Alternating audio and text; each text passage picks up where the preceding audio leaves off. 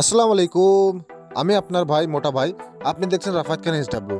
চলুন আজকে আপনাদেরকে ঘোরাতে নিয়ে চলে এসেছি কাসিম বাজার, বড় রাজবাড়ি এবং ছোট রাজবাড়ি। এই রাজবাড়ি দুটোর কিছু অজানা রহস্য আছে এবং অজানা ইতিহাস আছে।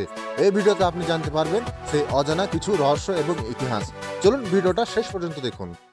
আমি এখন আছি রামনগর বাস স্ট্যান্ডে, আর আধা ঘন্টা পর আমার ট্রেন আছে। দেখি ট্রেনটা পাবো নাকি।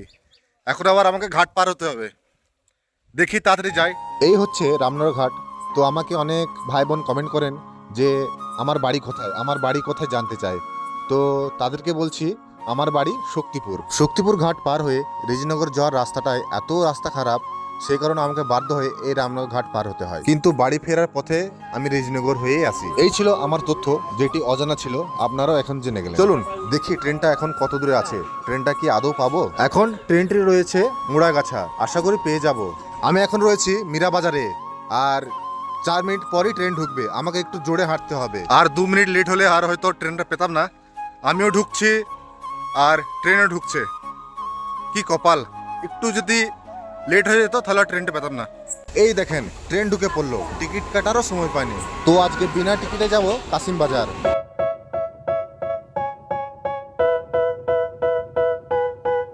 বাপরে বাপ, এত ভিড়, মনে হয় আজকেও বসার সিট পাবো না।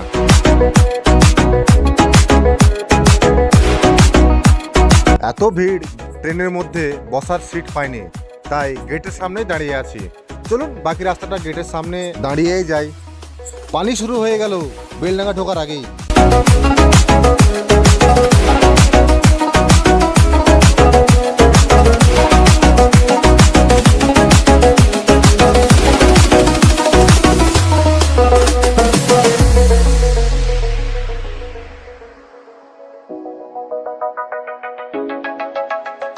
মেদিনীপুরের নাচিরন বাঁকুড়ার ওই ভিটা, আর যতন করে বাঁধলি মাথা তাও তো বাঁধা সীতা।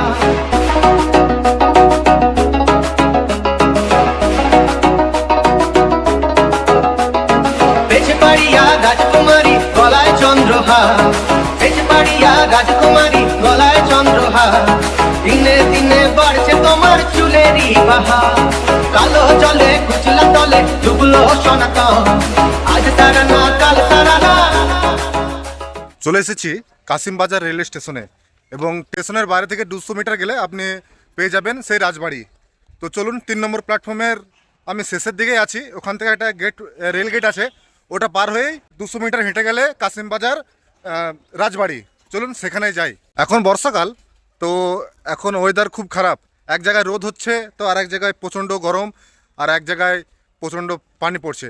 তো ওয়েদার চেঞ্জের জন্য শরীর খারাপ মানুষের এখন বেশি হচ্ছে। তো আপনারা একটু সুস্থভাবে থাকবেন, যে শরীর খারাপটা যেন না হয়। এই হচ্ছে কাসিম বাজার রেল স্টেশনের 3 নম্বর প্ল্যাটফর্ম, এবং 3 নম্বর প্ল্যাটফর্ম থেকে সোজা আসলেই রেল গেটের সামনে টোটো দাঁড়িয়ে আছে। ওখান থেকে এই ডান দিকে ঢুকতে হবে, এবং 200 মিটার রাউন্ড গেলে আপনি পেয়ে যাবেন কাসিম বাজার রাজবাড়ি। তো আমি পায়ে হেঁটে চলে আসলাম রাজবাড়িতে, আর আমার সময় লাগলো মাত্র 10 মিনিট। এটি হচ্ছে কাসিম বাজারের ছোট রাজবাড়ি।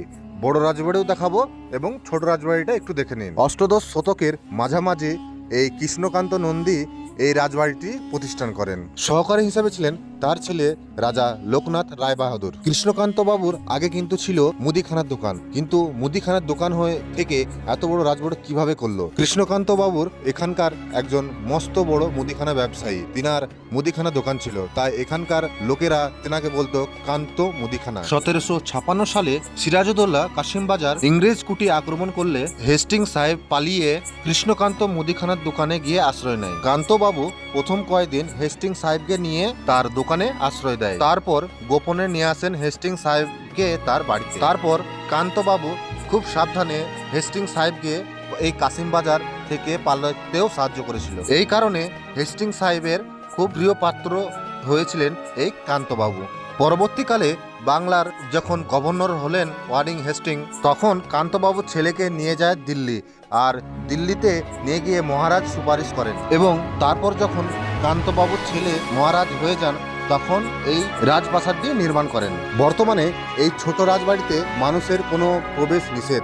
এই রাজবাড়ির যিনারা বংশধর, তারা এখানে বানিয়েছে বড় রেস্তোরাঁ। আপনার কোনো সময় যদি মনে হয় যে রাজাদের মতন থাকা খাওয়া আমি একদম সুবিধা পেতে চাই, তাহলে এখানে এসে আপনি যোগাযোগ করতে পারেন। এবার আপনাকে দেখাই ছোট রাজবাড়ির সদরঘাট। তো এই হচ্ছে রাজপ্রাসাদ আর এটা হচ্ছে সদরঘাট। চলুন দেখে আসি সদরঘাটের কি কন্ডিশন। চলুন দেখি, জঙ্গলে পরিপূর্ণ, এখন চারিদিক জঙ্গল, পানি নেই। আর এই রাজবাড়ি, আপনি জানতে পারলেন ছোট রাজবাড়ি এবং বড় রাজবাড়ি কিভাবে নির্মাণ হয়েছে সেই তথ্য। এরপরে আপনাকে দেখাবো বড় রাজবাড়ি। আর বড় রাজবাড়িটা ছোট রাজবাড়ি থেকে 500 মিটার দূরে রয়েছে। তো চলুন সেখানে গিয়ে আপনাদের সঙ্গে বড় রাজবাড়িটা দেখাবো। আর এখন ছোট রাজবাড়িটা খুবই সুন্দরভাবে পরিপূর্ণ হয়ে আছে। আমার ছোট রাজবাড়ি দেখা শেষ হয়ে গেল, এরপর যাব বড় রাজবাড়ি। তো আপনাদের এই ছোট রাজবাড়ি কেমন লাগলো অতি অবশ্যই কমেন্টে জানাবেন। চলুন এরপরে যাব বড় রাজবাড়ি। ছোট রাজবাড়ি থেকে 10 টাকা টোটো ভাড়া দিয়ে চলে আসলাম বড় রাজবাড়ির সামনে। তো এই হচ্ছে বড় রাজবাড়ি।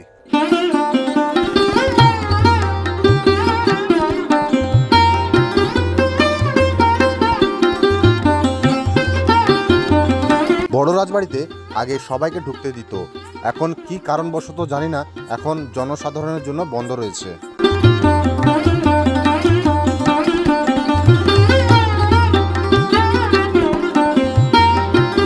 নবাব সিরাজদৌল্লা এবং তার সৈন্য নিয়ে যখন কাশিমবাজার ইংরেজ কুঠির আক্রমণ করেন, তখন বর্তমান ওয়ারিং হেস্টিং এই রাজবাড়িতে আশ্রয় নিয়েছেন।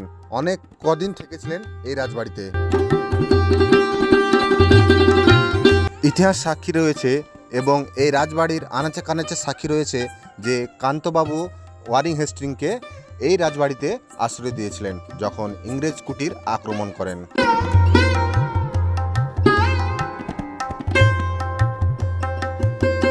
আগে এটি রাজবাড়ির ফোয়ারা ছিল, এখন পরিত্যক্ত হয়ে গেছে। দেখুন, এখন আর কিছুই নেই। এখানে স্পষ্টভাবে লেখা আছে যে ভেতরের প্রবেশের জন্য কেউ অনুরোধ করবেন না। গেটের নিচে একটি ছোট্ট গেট বানানো রয়েছে, দেখি ওখান থেকে যদি কিছু দেখতে পাই। মার্শাল্লাহ মার্শাল্লাহ, ভেতরটা অনেক সুন্দর।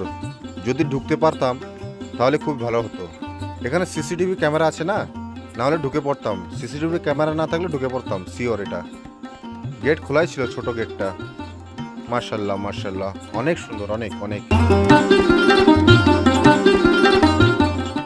আপনাদেরকে এই ভিডিওতে দেখালাম কাশিমবাজার ছোট রাজবাড়ি এবং বড় রাজবাড়ি। তো আপনাদের এই ভিডিওটি কেমন লেগেছে অতি অবশ্যই কমেন্টে জানাবেন। যদি আমার এই ভিডিওটি ভালো লাগে আমার চ্যানেলটিকে অবশ্যই সাবস্ক্রাইব করবেন। তো চলুন দেখা হচ্ছে অন্য কোনো আরেক নতুন ভিডিওতে। ততক্ষণের জন্য ভালো থাকবেন, হাসতে থাকবেন। খুদা হাফিজ।